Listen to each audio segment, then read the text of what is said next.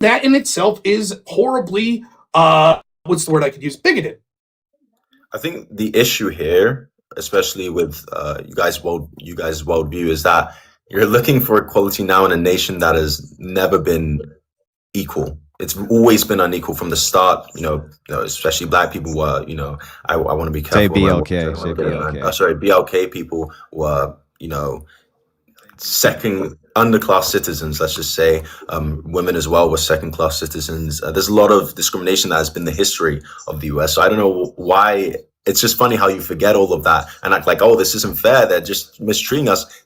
Your whole nation has been unfair towards people of color and women and other people of sexualities as well. It's been unfair the whole time. So why is it when they're finally getting a leg up for equal opportunity and equal access to the opportunities that are available, you start complaining? Of course, unfortunately, in a country with a history of discrimination, there's going to need to be some positive discrimination, which is the term for it, to enable them to have opportunities as well. That's just the reality of it. And I appreciate the admission. Positive discrimination, a euphemism for just discrimination, which is exactly what you're talking about. And so much of this movement is just anger and revenge against YT people, or against Christians, or against men. That's exactly what's going on here. For example, we can see in the United States, nearly 60% of people that obtain graduate degrees are women. Well, does that mean that we should say, well, that's not fair? About 50% of the population is men.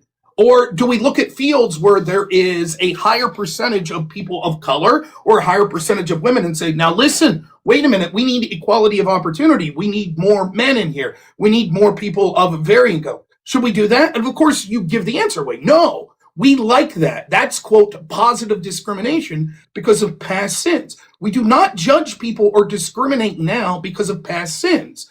That just leads to a never-ending cycle. The best we could do now is say every nation in this world has had some sort of discrimination in the past, and we try to put that behind us and move forward without the government doing those things.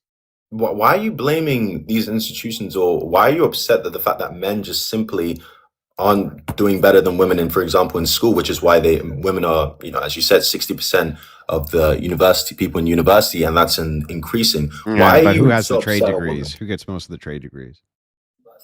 Well, no, it's an interesting question. So what happens is when we see a data set that shows that certain groups that are considered oppressors are doing better, such as YT people, Christians, or men, we say, see, there's a problem with that. We need diversity. We need to get those numbers down. But when we see the opposite, when we see, for example, women doing better, we say, well, that's just because women are better. And we shouldn't see, yes, my point exactly is that.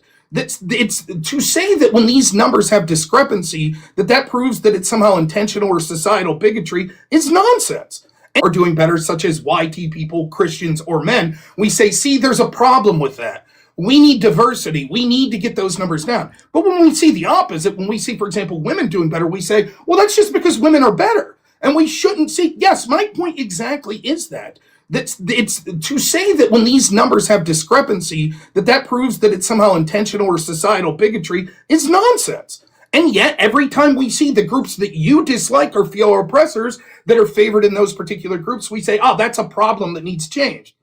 Really, what your world ideology is that it's a problem if men are doing well. It's a problem if YT people are doing well. It's a problem if Christians are doing well. And as someone who fits all three of those groups, I categorically reject your attempts to sort of make me empathize with the fact that I should cheer for my own group's destruction. It's nonsense. And it is, as you admitted, discrimination. I'm against discrimination. You're for it. Okay, no. Other groups doing well does not mean the destruction of your group. Even your terminology here, destruction, just shows how much of a victim mindset you have. Women doing well, BLK people doing better, does not mean the destruction of your groups. It's, again, not my fault that men just can't compete with women in school, for example. Girls do better in school at learning, listening. That's just the case. That's not the fault of women. You can't be upset at them for that. That's just your fault. Again, for example, Andrew said men are going into trade school more. That's good for them. Men are also penalized in school. Boys are penalized in school. Rough and tumble play is penalized. The fact that they're rambunctious and boisterous is penalized. The fact that all of the rules are tailored for female behavior, men are indeed penalized. And here's the thing.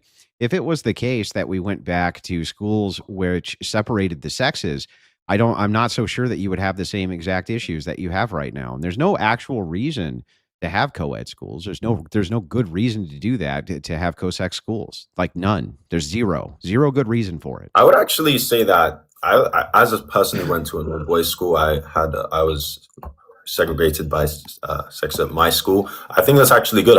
There's research that indicates that women or girls tend to do better when they're in a So when single you make a school. claim that there's like there's no bias here, that's actually not true. You know that there is actually a bias towards boys in schools. You know that that's the case. For instance, things that probably wouldn't bother you, right? School ground fist fight, right? Probably wouldn't have bothered you when you were in school, right? Your mates, what do you call them there? Your mates clock each other a bit on the school ground, right? You guys get around, fight. One of them gets to dust up, right? A little bit of a bloody nose, and it's over with, right? Nobody cares. But what do you end up with an official policy now? Your police come in and they arrest them, right? This type of thing is actually penalized, and rambunctious boys fight all the time. They wrestle all the time. They push each other around all the time. For us, it's fun, right? It's actually a fun activity for boys. So like pretending that they're equally treated or that the rules aren't tailored to girls, I think is silly, dude. I think that's a silly argument.